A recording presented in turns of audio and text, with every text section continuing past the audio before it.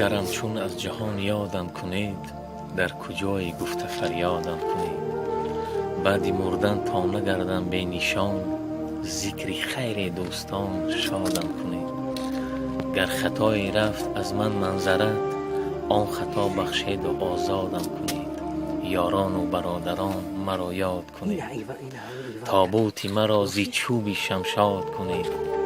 تابوتی مرا قدم قدم بردارید، در خاک سیاه مانید و فریاد کنید. از درخت افتد برگ زیر پا شود، حیفی عمری آدمین تا می رود کم می شود. حیفی عمری آدمین اول بهار آخر خزان، حیفکی نامی عزیزم از جهان گم می شود. دانه گندم بیفتی در زمین نان می شود، تلخی جان کندنم از مال مردم می شود. ای برادر تو بیا از مال مردم توبه کن، که مال مردم در قیامت مار و کژدم می شود. حقی مردم خور هرگز تو مشو، جاهل و بیار هرگز تو مشو.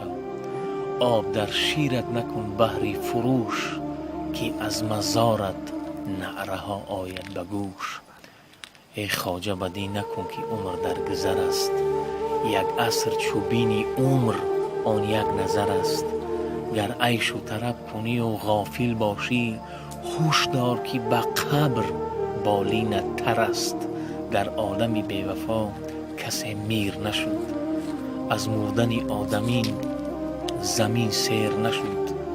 کس نیست سخن برد بر استاد اجل، مردن که حق است ولی جهان پیر نشد.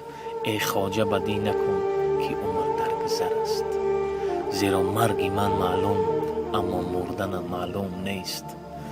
مومنم اما ایمان بردنم معلوم نیست. در قیامت راه دارم نام او گویم صراط، من نمیدانم به آنجا رفتنم معلوم نیست. راهی پرشور و خطر نادیده بگشادم سفر، در سواری اسب چوبین رفتنم معلوم نیست. در درونی گوری تاریک هست آنجا لحد، یا به مینت یا به راحت خفتنم معلوم نیست. گر خدا را بنده ای یک روز آخر رونده ای، به نماز و به روزه در قیامت تو شرمنده ای. سلامت باشه و همه مردم تاجیکستان سلام.